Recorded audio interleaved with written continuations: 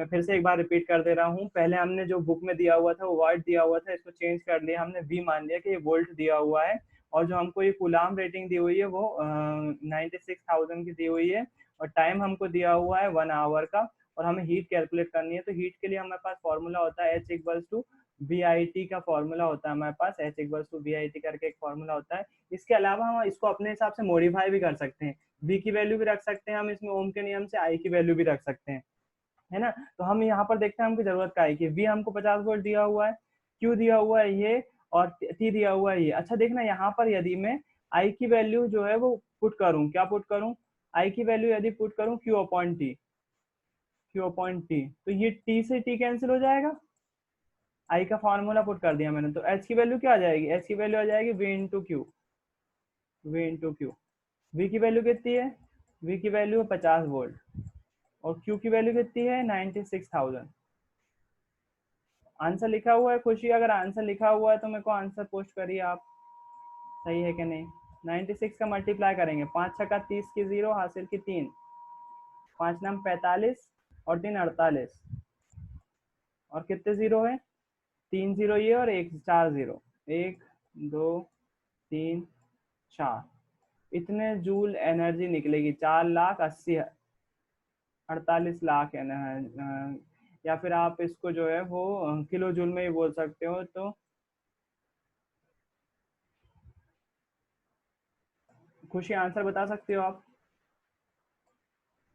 हाँ भाई। कितना आ रहा है, हाँ भैया, सही है। 480,000। हाँ पर वो ना 2 मिनट, हाँ क्या 5 क्या 4 बोल, 8 इंटू 10 की आवाज नहीं आ रही भैया। हाँ हाँ 4 × 10⁻⁵ 5 आ 5। रहा होगा, बिल्कुल सही है। देखो इसको अपन कैसे लिख सकते, सॉरी, इसको अपन, ये जो अपना आंसर आ रहा है जूल में, ये बहुत ज्यादा आ रहा है, मैं इसको 10 की पावर में भी लिख सकते हैं। 48 इंटू 10⁻⁴ जो है वो कितने जीरो है, 5 है ना, तो 48 इंटू 10⁻⁵ कर सकते हैं इसको, इसको हीट ऐसे बोल सकते हैं। तो सिंपल सा आंसर है, कुछ भी नहीं है, आपको क्या करना था, फॉर्मूला के नाम पर आपका आंसर यही है, बिल्कुल सही है आपका आंसर, इसका आगे आपको सॉल्व करने की जरूरत नहीं है, बिल्कुल सही है इसका आंसर ये, है ना। करना क्या था, ये दिया हुआ था आपको, वोल्ट दिया हुआ था, कूलाम दिया हुआ था, टाइम दिया हुआ था, हीट फाइंड करनी थी। हीट के लिए हमारे पास फॉर्मूला होता है H इक्वल्स टू VIT, है ना। अब यहाँ पर क्या है, I की वैल्यू हमने पुट कर दी Q अपॉन T, T से T कैंसिल होगा, बचा क्या V इंटू क्यू, V और Q की वैल्यू पुट कर दी, हमारे पास आंसर आ गया, बिल्कुल सिंपल सा आंसर था, उसको टिपिकल मत बनाओ। मैंने आपको दोनों तरह से बता दिया, अगर आंसर हो सकता हो वो एग्जामिनर जो है वो कैसे भी आपको दे दे, आपको बनना चाहिए सॉल्व करते हैं। हो सकता है यहाँ पर वॉट कर दे तो वॉट से निकाल लेना, कुछ नहीं करना है, केवल फॉर्मूला यूज करना है यार, कुछ भी नहीं है उसमें, है ना। हीट के लिए आपके पास फॉर्मूला कौन सा है, H इक्वल टू VIT, जो जूल का तापन नियम है वो यही बोलता है, H इक्वल टू VIT, यही फॉर्मूला है, जो भी करना है हीट निकालना है इसी से निकालना है, बस आपको याद रखना है ना। इसके बाद क्या करते हैं अपन, इसके बाद निकालते हैं 20 ओम प्रतिरोध की कोई विद्युत स्त्री 5 एम्पियर विद्युत धारा लेती है, कोई 20 ओम प्रतिरोध की कोई विद्युत स्त्री मतलब प्रेस है ना। इसका आर कितना दिया हुआ है हमें, आर दिया हुआ है 20 ओम, 20 ओम, 5 एम्पियर क्या दी है, विद्युत धारा दी हुई है, आई की मान दिया हुआ है 5 एम्पियर, 5 एम्पियर जो जो दिया हुआ है हम वो लिख ले रहे हैं, केवल दिया है ना 5 एम्पियर। 30 सेकंड में उत्पन्न ऊष्मा परिकलित कीजिए, सेकंड कितने दिए हुए, 30 सेकंड, है ना। यहाँ पर हमको क्या याद करना है, एच की वैल्यू फाइंड करना है, एच की वैल्यू फाइंड करना है, टाइम कितना दिया हुआ है, बोले 30 सेकंड में, 30 सेकंड में कितनी ऊष्मा उत्सर्जित होगी वो बताना है हमको, है ना। 30 सेकंड में हीट कितनी एक्सेस होगी, कितनी हीट निकलेगी। तो यहाँ पर आप कुछ नहीं करिए, हीट के लिए फिर से वही फॉर्मूला दिया हुआ है आपको, H equals to VIT, H equals to VIT। अब देखना यहाँ पर हमको V दिया हुआ है क्या, V नहीं दिया हुआ है, I दिया हुआ है क्या, I दिया हुआ है, T दिया हुआ है क्या, T दिया हुआ है, V नहीं दिया हुआ है। तो V को हम चेंज कर सकते हैं IR से, ओम का नियम क्या बोलता है, V इक्वल्स टू IR बोलता है कि नहीं, तो V को हम चेंज कर रिप्लेस कर दे रहा है IR से, H equals to IR into I into T। कर सकता हूँ ना ऐसा, मैं बिल्कुल बिल्कुल कर सकता हूँ। यहाँ पर I 2 बार है, I का स्क्वायर कर दे रहा है, I स्क्वायर RT। I की वैल्यू कितनी है, I की वैल्यू है 5 एम्पियर, 5 का स्क्वायर, I का स्क्वायर है ना, तो 5 का स्क्वायर मल्टीप्लाई करेंगे, आर की वैल्यू कितनी है, आर जो है वो 20 ओम है, 20 ओम मल्टीप्लाई बाय टाइम कितना है 30 सेकेंड। यहाँ पर आप थोड़ा सा कंफ्यूज हो सकते हो, यहाँ पर हो सकता है आवर में भी रखने को आ सके, हो सकता है टाइम आवर में रखना पड़े आपको, हो सकता है सेकंड में रखना पड़े, वो डिपेंड करता है आप आंसर किस में निकाल रहे हो, है ना। हीट जो एक्सेस हो रही होती है वो नॉर्मली जो है वो आवर, इसको जो है वो 30 सेकंड के लिए निकालना है ना अपन को, 30 सेकंड निकाल लेते, 30 सेकंड के सेकंड ही रख देते अपन आंसर। इसका आता है 25, 25 गुणित 30 और 20 करेंगे तो आ जाएगा 600। 25 का मल्टीप्लाई करेंगे 6 में तो 25 छंग 25 पंजे 125, 25 छंग 150, 150 जूल। अगर यहाँ पर आपको आवर में दिखा रहे होंगे, अगर ये चीज जो है वो आवर में आ रही होगी यदि, तो फिर क्या हो जाएगा, इसको आपको डिवाइड कर देना पड़ेगा 60 से, है ना। अगर 60 से डिवाइड कर दोगे तो आपका आवर में पता चल जाएगा आपको। आंसर मेरे ख्याल से इतना ही आ रहा होगा। खुशी आंसर बता पाओगे आप? नो भैया, बुक में लिखा होगा 2 बुक मिनट। में पीछे नहीं होगा, इसमें आंसर नहीं लिखा हुआ है। किसमें, मैं तो बुक से ही आपको बताया था, बाकी तो मेरे को नहीं पता था, वो बुक में लिखा था ना। चलो ठीक है, अपन ऑनलाइन सर्च करते हैं आंसर, आपके सामने देखते हैं कैसे सर्च करते हैं ऑनलाइन, वो भी फिर से सीख लो एक बार।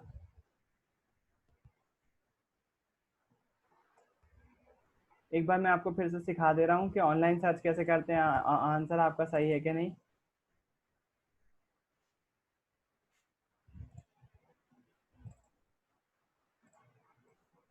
ऊपर गूगल पे लिखो direct class 10 science chapter 12 solution, ऐसा लिखना, है ना। पहले नंबर पे जो आएगा उसी को खोल लेना है, या दूसरे तीसरे नंबर पे भी खोल सकते हो आप। यहाँ पर जो है एक साइट खुलेगी, बायजूस की साइट पे देख रहे हैं अपन, है ना। तो इसमें जो है वो अपन यहाँ क्वेश्चन पे पूछेंगे कौन से पेज पर क्वेश्चन क्वेश्चन था, तो ये वाला क्वेश्चन जो है वो लास्ट का है 12.5 का, ये वाले इसका आंसर यहाँ कहीं होना चाहिए।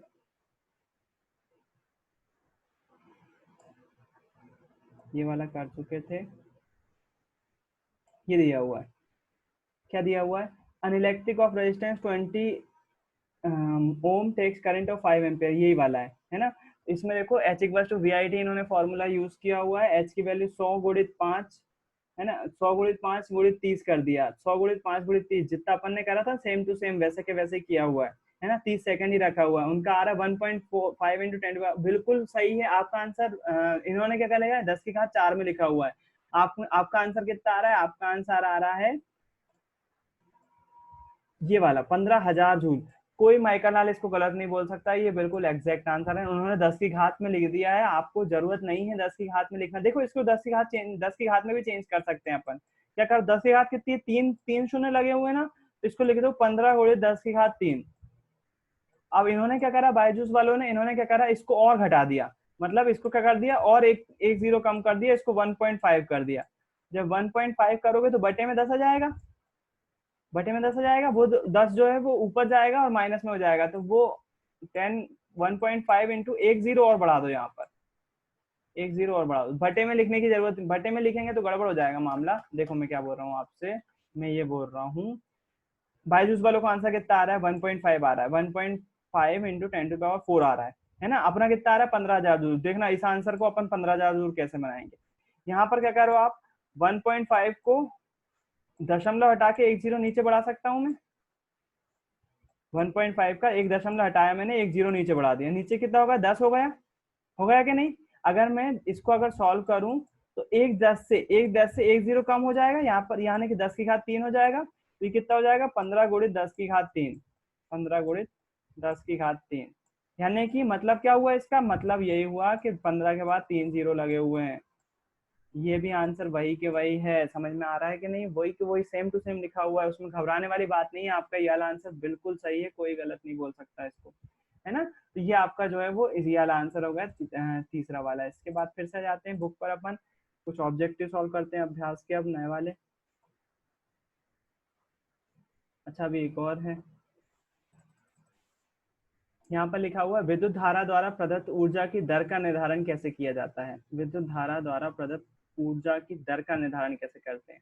ऊर्जा की दर ज्ञात करना याद है? ऊर्जा के लिए अपन ने एक 9th क्लास में फॉर्मूला पढ़ा था, उपभुक्त की गई ऊर्जा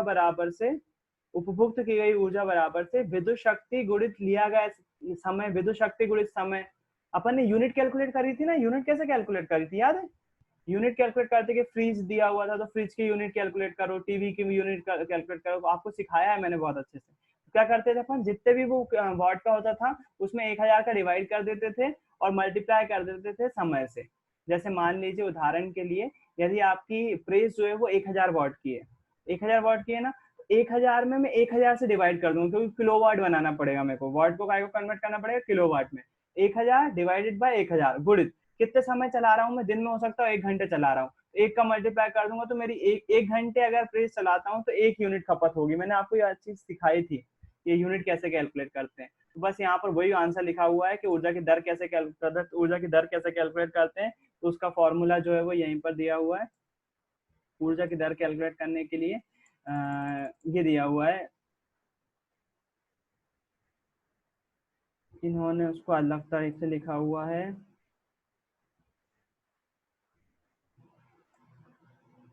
ये 1 किलोवाट बराबर से क्या होता है, 1000 वाट गुणित 10 की 36 सेकेंड।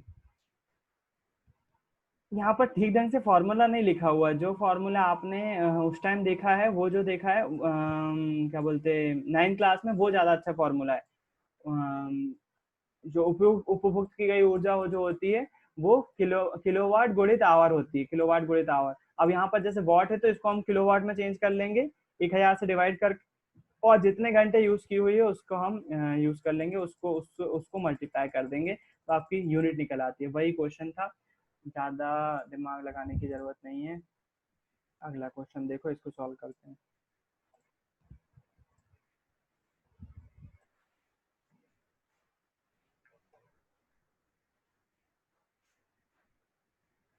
अगला क्वेश्चन ये, कोई विद्युत मोटर 220 वोल्ट, 220 वोल्ट डिटेल पे अंडरलाइन कर लो पहले, तो कौन कौन सी चीज दी हुई है। 220 वोल्ट दिया हुआ है, एम्पियर यानी कि धारा का मान कितना दिया हुआ है 5 एम्पियर।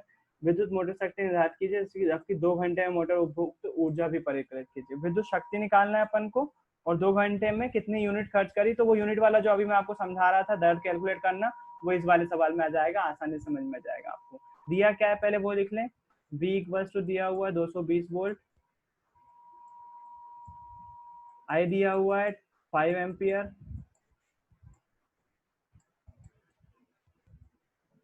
हमको ज्ञात क्या करना है, हमको P ज्ञात करना है, शक्ति ज्ञात करना है, P की वैल्यू ज्ञात करना है, और ऊर्जा उपभोग की गई ऊर्जा यानी कि E की वैल्यू भी फाइंड करना है। E भी मान सकते हो आप, कुछ भी मान सकते हो वैसे। उपभोक्त की गई ऊर्जा यानी कि एनर्जी फाइंड करना है ना।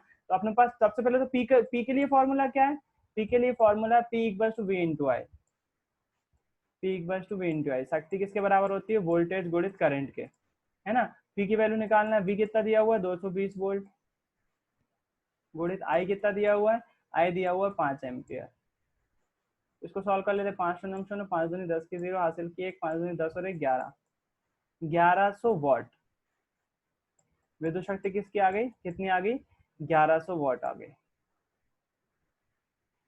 ठीक है, विद्युत शक्ति कितनी आ गई, 1100 वॉट आ गई। ये पूछा था हमसे तो पहली बात में, विद्युत शक्ति निर्धारित कीजिए, तो कितनी आ गई 1100 वाट। अब उसके बाद बोल रहे हैं 2 घंटे में उपयोग की गई ऊर्जा, 2 घंटे में अगर मोटर चलती है कितनी ऊर्जा खपत होगी। तो हमको उसको ज्ञात करने के लिए मैंने आपको बताया है, ऊर्जा खपत बराबर से होता है किलोवाट में उसकी शक्ति, किलोवाट में। अभी अपने पास किस में आई है, वॉट में आई है।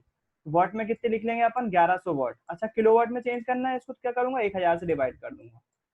याद आ रहा होगा मेरे ख्याल से 9th क्लास में अपन ने बहुत किया है, बहुत सारी चीजों की निकलवाई मैंने आपको घर में भी दिया था। उसके बाद वो लिखते हैं कि कितने घंटे यूज करी, तो देखो 2 घंटे मोटर उपभोग करने के लिए 2 घंटे यूज करी ना, तो का मल्टीप्लाई कर दो, सॉल्व करो इसको, 2 0 से 2 0 कैंसिल, 11 दूनी 22, 11 दूनी 22 डिवाइडेड बाय 10, 10 से डिवाइड करोगे तो कितना जाएगा 2.2, मतलब कितनी यूनिट खर्च होगी, 2.2 यूनिट खर्च होंगी। इसको आप यूनिट भी बोल सकते हो, और दूसरी भाषा में इसको क्या बोलते हैं, इसको जो है वो किलोवाट आवर भी बोलते हैं। यूनिट को ही क्या बोलते हैं, किलोवाट आवर। मैंने आपको ये बोला था कि इसको मीटर में देखना, आपको किलोवाट आवर में यूनिट दिखाई देती है, आपके घरों में जो मीटर लगे हुए हैं ना, उनमें देखोगे आप तो जो यूनिट होती है वो काय में दिखती है, किलोवाट आवर में दिखती है। वहां पर यूनिट लिखा हुआ नहीं आता है, वहां पर क्या लिखा आता है, वहां पर किलोवाट आवर लिखा हुआ आता है। और जो किलोवाट आवर में लिखी रहती है ना, वही आपके घर की यूनिट भी होती है। अगर यकीन नहीं आ रहा तो आपके घरों में मीटर में देखिएगा, जिससे वो रीडिंग लेने आता है ना मीटर, उसमें देखना जो रीडिंग लेता है वो यूनिट की, वो किलोवाट आवर में लेता है। कई बार आपको उल्लू भी बना जाता है वो, कई बार किलोवाट आवर के बाद एक और रीडिंग लिखी आती है उसमें, KVA करके, और दोनों रीडिंग लगभग लगभग सेम रहती है। वो ये वाली रीडिंग ले जाता है और ये वाली छोड़ जाता है, जबकि ये गलत है। KVA नहीं होती है आपके घर की रीडिंग, यूनिट जो कैलकुलेट होती है वो किलोवाट आवर से होती है। तो आप देखिएगा घर आपके घरों के मीटर में जब भी वो यूनिट ले जाए तो वो आपकी यूनिट यही वाली ले जाए, किलोवाट आवर की, किलोवाट एम्पियर वाली ना ले जाए। ये यूनिट नहीं होती है, इसको यूनिट नहीं बोलते हैं, है ना। ये ना ले जाए। आप देख सकते हो आज ही मीटर में, अभी जाकर देख सकते हो। इसके बाद अपन जो है वो अगले क्वेश्चन पे जाते हैं, अभ्यास वाले क्वेश्चन पे जाते हैं। और अभ्यास वाले में जो है आज ऑब्जेक्टिव कर लेते हैं अपन, कि ऑब्जेक्टिव में क्या क्या बोल रहे हैं वो। तो ये सारी चीज तो सीख चुके हो आप।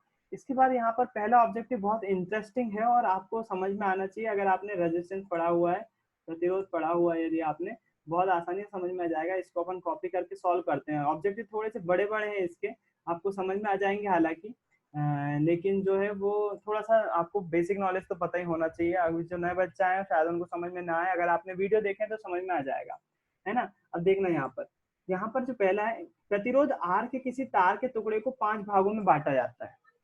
आपके पास कोई तार है, मान लीजिए ये वाला जो है वो, ये कोई यहाँ से लेकर यहाँ तक जो है वो इतना लंबा तार है आपके पास, है। फिर उसके बाद आपको क्या करना है, इसका प्रतिरोध कितना है, आर प्रतिरोध है। आर प्रतिरोध है, मान लिया कि वो 100 ओम है, मान लिया उदाहरण के लिए, ताकि अपन को जो है वो गलती ना हो। चलो मान लिया आर प्रतिरोध वो कितना है, 100 ओम है। अब इसके कितने टुकड़े करने हैं, 5 बराबर भागों में बांटा। अपन ने कैंची ली और इसको 5 बराबर भागों में बांट दिया, 1 2 3 4 और 5, 1 2 3 4 5, 5 बराबर भागों में बांट दिया। ठीक, अब इन टुकड़ों को फिर 5 क्रम में संयोजित कर देते हैं। अब इन टुकड़ों को क्या करा, 5 क्रम में संयोजित कर देते हैं। ये हर एक टुकड़ा कितने ओम का हो जाएगा, 20-20 ओम का हो जाएगा कि नहीं। 100 ओम था ना टोटल प्रतिरोध, उसके 5 टुकड़े कर दिए, तो पांचों टुकड़े किस किस कितने कितने ओम के हो गए, 20-20 ओम के हो गए कि नहीं। अब क्या बोल रहे हैं, इन टुकड़ों को समांतर क्रम में संयोजित कर देते हैं, इन पांचों टुकड़ों को समांतर क्रम में संयोजित कर देते हैं। और संयोजन का तुल्य प्रतिरोध अगर आर डैश है, बोल रहे हैं कुल प्रतिरोध अगर आर डैश आ रहा है, पता नहीं कितना आता है, देखते हैं अभी निकाल के। तो बोल रहे हैं आपसे आर बटे आर डैश का अनुपात बताओ। आर मतलब कि ये वाला आर और आर डैश जो इनको सॉल्व करने पर निकलेगा, उन दोनों का अनुपात ज्ञात करना है हमको। तो निकालते हैं अपन आर डैश। आर डैश निकालने के लिए क्या करेंगे, अपन समांतर क्रम का फॉर्मूला लगाएंगे। आर डैश बराबर क्या कर रहे हैं, इन पांचों टुकड़ों को काय में जा रहा है, समांतर क्रम में जोड़ा है। तो क्या होगा, इसका फॉर्मूले के हिसाब से टोटल प्रतिरोध कितना होगा, 1/20 प्लस 1/20 प्लस 1/20 प्लस 1/20 प्लस 1/20। यही होगा ना, जितने प्रतिरोध होते हैं उन सबको 1/, को जोड़ते जाते जोड़ दिया अपन ने। जब 5 बार जोड़ेंगे इसको तो ये 20 हो जाएगा। और ऊपर कितना आएगा, 1 2 3 4 5। जब भी आधार समान होना तो एलसीएम में बिना सोचे ऊपर की चीजों को जोड़ दिया करो, है ना। ये शॉर्ट ट्रिक है मैथ्स की। अगर आधार समान है और आपको एलसीएम लेके जोड़ना हो तो ऊपर जितनी चीजें हो उसको जोड़ दिया करो। इसमें 5 है ना, 5 बार 1 है तो 5 जोड़ दिया, 5/20 आ गया। 5 से काट देते हैं इसको, तो यह जाएगा 1/4, 1/4। ये 1/आर डैश आया कितना, 1/आर डैश आया 1/4। अपन को 1/आर डैश चाहिए कि आर डैश चाहिए, आर डैश चाहिए। तो इसको क्या कर देंगे, ऊपर ले जाएंगे। इसको ऊपर ले जाएंगे तो ये नीचे जाएगा, इसको भी ऊपर ले जाना पड़ेगा, है ना। तो आर डैश की वैल्यू कितनी आ जाएगी, आर डैश की वैल्यू हो जाएगी 4। अब कई बच्चे जो है वो इस खुशी में जो है अपने आर डैश की वैल्यू 4 आ गई, तो यहाँ पर ऑप्शन में देखते हैं 4, यहाँ पर अभी 4 तो है नहीं। यहाँ पर क्या करते हैं, 1/4 को ही या 1/5 को ही आंसर, इसके जैसा आंसर। अपन को ध्यान रखो पूछा क्या है, R/R डैश पूछा हुआ है, R/R डैश। देखना आर की वैल्यू कितनी, R/R डैश निकालते हैं अपन, R/R डैश। आर की वैल्यू कितनी है, 100। और आर डैश की वैल्यू अभी कितनी आई आपने निकाली, 4। आई कि नहीं आई, ये क्या ये कट रहा है, इससे 4 से कट रहा है, 100 बिल्कुल कट रहा है ना। यदि हम काटेंगे तो कितना आएगा, 4 दूनी 8 और बचेगा कितना, 2, 4 पंजे 20। तो इन दोनों का जो अनुपात आएगा ना, R/R डैश का, ये अनुपात आएगा 25/1। 25/1। अब यहाँ पर गलती क्या होती है बच्चों से, कई बार बच्चे 1/25 आंसर लगा जाते हैं, जबकि ये गलत होगा। 1/25 आंसर नहीं होगा, 25/1 का मतलब होता है 25, है ना। 1 का भाग दोगे 25 में तो आंसर कितना आएगा, 25 ही आएगा। तो सही आंसर ये होगा, ना कि ये वाला होगा। यहाँ पर बच्चे लगा के आते हैं 1/25, वो आंसर गलत हो जाएगा। 25/1 है ना आंसर, 25/1 थोड़ी ना लिखा हुआ है, ये 1/25 लिखा हुआ है, दोनों का मान बहुत अलग होता है। तो 25/1 क्या होगा, मतलब हो जाएगा डी आपका आंसर सही। अब बात समझ में आई। जब भी ऐसे क्वेश्चन आए ना तो फट से उसको जो है वो कुल प्रतिरोध को कुछ मान लिया करो, आपका आंसर बहुत जल्दी निकलेगा उससे। नहीं तो मालूम इसको अपन को क्या मानना पड़ता, इसको अगर आप 100 ओम नहीं ले रहे हो, अगर 100 ओम नहीं लोगे तो इसको आपको जो है वो आर लेके ही चलना पड़ेगा, और ये जो है वो 1/R हो जाएगा, 1/R 1/R 1/R ऐसा हो जाएगा। 1/20 की जगह 1/R हो जाएगा, और सबको जोड़ोगे आप तो यहाँ पर बहुत बड़ी कैलकुलेशन आएगी। इससे अच्छा आपने जो है क्या करा, इसको 100 ओम मान लिए टोटल को, 5 टुकड़ों में बांटा तो हर एक टुकड़ा 20-20 ओम का हो गया, उनको समांतर क्रम में जोड़ दिया, समांतर क्रम में जोड़ दिया तो आर डैश आ गया। R/R डैश अनुपात आसानी से बता सकते हैं अपन, 100/5, 100 जो है वो आर डैश करके, आर डैश कितना आया था, 4 आया था। तो पहला वाला प्रतिनिधि वाला तो ये होगा। दूसरा वाला देखो, निम्नलिखित में से कौन सा पद विद्युत परिपथ में विद्युत शक्ति को निरूपित नहीं करता है। इसको मैंने जब आपको फॉर्मूले लिखवाए थे बहुत अच्छे से बताया था कि विद्युत शक्ति का जो फॉर्मूला होता है, विद्युत शक्ति मतलब पावर ऑफ इलेक्ट्रिसिटी क्या होता है, P=V/I होता है। ये इसका मेन फॉर्मूला है, क्या, P=V/I, किसका, विद्युत शक्ति का। शक्ति बोले तो पावर, है ना, इसकी इकाई क्या होती है, वॉट में होती है। अच्छा, इस फॉर्मूले को देखो अपन और किसी तरह से तोड़ मरोड़ सकते हैं। V लिखा हुआ है ना, ओम के नियम से V की वैल्यू IR रख सकते हैं।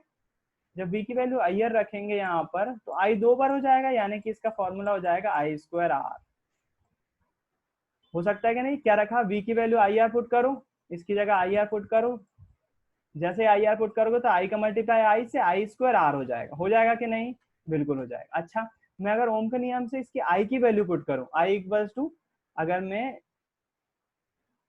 यहाँ पर P इक्वल्स टू V वैसा के वैसे ही लिखे रहने दूं, और I की वैल्यू जो है वो पुट करूं V/R, यही होती है ना ओम के नियम से, V/R हो सकती है ना। यदि मैं यहाँ पर V/R पुट करूं तो यहाँ पर जो वैल्यू हो जाने वाली वो हो जाने वाली V²/R। मतलब जो हमारे पास विद्युत शक्ति के जो फॉर्मूले दिए हुए हैं वो कुल मिला के 3 फॉर्मूले दिए हुए हैं, वो होते हैं V/I, ये 3 फॉर्मूले होते हैं विद्युत शक्ति के, V/I, I²R और V²/R। V/I, I²R, V²/R। देख लेते हैं अपन को कौन सा दिया हुआ है। देखो यहाँ पर पहला दिया हुआ I²R होता है, इन्होंने बोला निरूपित नहीं करता है, कौन सा नहीं करता है वो बताना है। I²R करता है, बिल्कुल करता है। IR² ये करता है क्या, नहीं करता। V/I करता है, V²/R करता है। तो आंसर क्या हो जाएगा, कौन नहीं करता है, IR² नहीं करता है, I²R करता है। कई बच्चे यहाँ पर कंफ्यूज होंगे और A को लगाएंगे, जबकि ये गलत है। सही आंसर क्या है, I²R। ठीक है। अब देखो यहाँ पर क्या दिया हुआ है, यहाँ पर बोल रहे हैं किसी विद्युत बल्ब का अनुमतांक, अनुमतांक को इंग्लिश में बोलते हैं रेटिंग। रेटिंग मतलब कि उसके बल्ब पर जो है वो जितनी चीज दी हुई होती है, जो चीज जो वैल्यू दी रहती है उसको हम रेटिंग बोलते हैं। तो 220 वोल्ट का बल्ब है और 100 वाट उसकी रेटिंग है। जब इसे 120 वोल्ट पर प्रचारित करते हैं तब इसके द्वारा उपभोग की गई शक्ति कितनी होगी। शक्ति पूछ रहे हैं, बोल रहे हैं, देखना अब इस क्वेश्चन को ध्यान से देखो। बोल रहे हैं आपसे कि ये जो है एक बल्ब है आपके पास, बल्ब समझते हो ना, एक बल्ब ऐसा ऐसा होता है ना, ये बल्ब है कोई आपके पास। ये बल्ब जो है वो 220 वोल्ट इसका इसकी रेटिंग जो दी हुई है 220 वोल्ट दिया हुआ है। और क्या दिया हुआ है, और दिया हुआ है इसकी जो वॉट रेटिंग है वो 100 वाट का बल्ब है, 120 वोल्ट है और 100 वाट का बल्ब है। वोल्ट रेटिंग ये हो गई 220 और शक्ति हो गई 100 वाट। ठीक, इसके बाद आपसे बोल रहे हैं वो, आपसे ये बोल रहे हैं कि यदि हम इसको 110 वोल्ट पर चलाते हैं, यदि हम इस बल्ब को जो है वो नई जो रेटिंग है अपने पास वो यदि हम बोलते हैं कि इसको हम 110 वोल्ट पर चलाते हैं, 110 वोल्ट पर चलाते हैं, तब इसकी शक्ति क्या होगी, इसकी शक्ति क्या होगी बताना है। पहली जो शक्ति पहली बार में केस दिया हुआ ये दिया हुआ है ना, V इतना दिया हुआ है, P इतना दिया हुआ है, बोल रहे V कम कर दिया हमने तो P कितना हो जाएगा ये पूछ रहे हैं। तो देखो अब इसकी इसकी सहायता से हम क्या करेंगे, हमको क्या याद करना है, P याद करना है। P के लिए हमारे पास फॉर्मूला क्या है, P equals to V/I। V/I होता है ना, कि I हमें पता है, नहीं पता है, है ना। पी के हमारे पास बहुत सारे फॉर्मूले हैं। यदि एक चीज हम देखें, आई की वैल्यू चेंज होगी दोनों में। अगर हम एक चीज देखें, कोई सी चीज दोनों केस में चेंज नहीं होगी, वो होगा इसका रेजिस्टेंस। अगर हमें इस बल्ब का रेजिस्टेंस पता चल जाए, इसका प्रतिरोध पता चल जाए, तो प्रतिरोध इस केस में पहले जब 220 पे चला रहे हैं तो भी उतना ही होगा, और 110 पे चला रहे हैं तो भी उतना ही होगा। हम क्या करेंगे, पहले वाले केस का उपयोग करके हम रेजिस्टेंस फाइंड कर लेंगे। कैसे फाइंड कर लेंगे, हमारे पास एक फॉर्मूला है पी का, अब भी यार मैंने आपको फॉर्मूला बताया शक्ति का। पी बराबर से होता है V square upon R. P बराबर से होता है V square upon R. P कितना दिया हुआ है हमें, 100 वाट दिया हुआ है। पी की वैल्यू हमने रख दी 100 वाट। वी कितना दिया हुआ, 220। 220 गुणित 220 कर दिया यहाँ पर, 220 गुणित 220 बटे में आर हमको ज्ञात है क्या, नहीं ज्ञात है, तो आर को आर ही आर लिख दिया। नीचे आए, आर को अपन इधर लेगा, 13 गुणा करके 100 को इधर ले आए, तो आर बराबर से क्या हो जाएगा, आर बराबर से हो जाएगा 220 गुणित 220 डिवाइडेड बाय 100। एक जीरो से एक जीरो कैंसिल, एक जीरो से एक जीरो कैंसिल। अगर 22 गुणित 22 करेंगे हम, 22 दूनी 44 की 4 हासिल की 4, 22 दूनी 44 और 4 48, 484 ओम आ रहा है। 484 ओम। रेजिस्टेंस की वैल्यू कितनी आ गई, 400। मतलब यहाँ पर आर की वैल्यू आ गई हमारे पास। ये चेंज नहीं होगा, ये इसके लिए भी कैसा ही रहने वाला है, दूसरे केस में भी, क्योंकि नियतांक होता है ना, स्थिरांक होता है, यहाँ पर भी ये होने वाला है। अब हम पी की वैल्यू फाइंड कर सकते हैं, नए वाले पी की। पी इसको न्यू लिख दो, पी न्यू। पी न्यू किसके बराबर हो जाएगा, वी स्क्वायर अपन आर के, यानी कि 110 का स्क्वायर कर सकता हूँ ना, V square upon R. V square upon, यही तो फॉर्मूला होता है, V square upon R. V square यानी कि 110 गुणित 110, 2 बार लिखना पड़ेगा क्योंकि स्क्वायर लगा हुआ है, मल्टीप्लाई का साइन लगाया अपन ने और 2 बार लिख दिया, डिवाइडेड बाय आर कितना दिया हुआ है, 484। अब काटना शुरू करो इसको, तो आपके पास क्या आ जाएगा, पी न्यू आ जाएगा, नया वाला पावर आ जाएगा, नई वाली शक्ति आ जाएगी, है ना। वो कितनी आएगी, 11 से कट रहा है क्या, 11 से कट रहा है, देखो ये 11 एकम 11 0, 11 चौको 44 बचा 4, 11 चौको 44, फिर से कट रहा है 11 से, इसको भी काट दो, 10, 11 चौक 44, यानी कि कितना आ जाएगा, 10 गुणित 10 यानी कि 100 बटे 4, यानी कि आंसर कितना आ जाएगा आपका 25। अच्छा निकाल क्या रहे हैं, शक्ति निकाल रहे हैं ना, शक्ति। शक्ति काय में आती है, वॉट में। 25 वाट आपका सही आंसर होगा, 25 वाट आपका सही आंसर। देखते हैं आंसर क्या है, यहाँ पर देखो 25 वाट ऑप्शन है, बिल्कुल है, डी वाला आपका क्या हो जाएगा, आंसर हो जाएगा। ठीक है, तो अब एक काम करिएगा, आपको होमवर्क दे रहा हूं मैं, केवल और केवल होमवर्क आपको क्या करना है, ये जो आपको 3 जो ये दिए हुए हैं ना, 3 जो ऑब्जेक्टिव दिए हुए हैं, इन 3 ऑब्जेक्टिव को केवल घर में सॉल्व करके देखना है, आपको पेस्ट नहीं करना है, आपको व्हाट्सएप पे नहीं डालना है, केवल करके देखना है, क्योंकि मुझे मालूम है कि कई बच्चे जो है वो करके देखेंगे। आप ग्रुप में डालने का बोल दो क्या ग्रुप पे, क्योंकि करते नहीं हो फिर तुम, लेकिन बनेगा ही नहीं, तुम तो मना कर दोगे साफ। तो आपका होमवर्क ये है कि आपको ये 3 जो क्वेश्चन दिए दे रहा हूँ मैं आपके व्हाट्सएप ग्रुप पे डाल दे रहा हूँ ये चीज। क्वेश्चन आपके पास अगर नहीं है, बुक आपके पास नहीं है, तो आपके पास बहाना नहीं होना चाहिए, आपके ग्रुप पे मैं डाल दे रहा हूँ, इसको आपको होमवर्क के रूप में सॉल्व करना है ना। मैंने आपको सॉल्व करवाई दी, अगर आपको हेल्प की जरूरत हो तो आप वीडियो देख लीजिएगा, ऑनलाइन पढ़ा रहेगा, आप उसको देखकर सॉल्व करिए, लेकिन बिना देखे करेंगे तो बहुत अच्छा रहेगा। तो आज के लिए इतना ही रखते हैं, कोई क्वेश्चन हो तो पूछ लीजिए।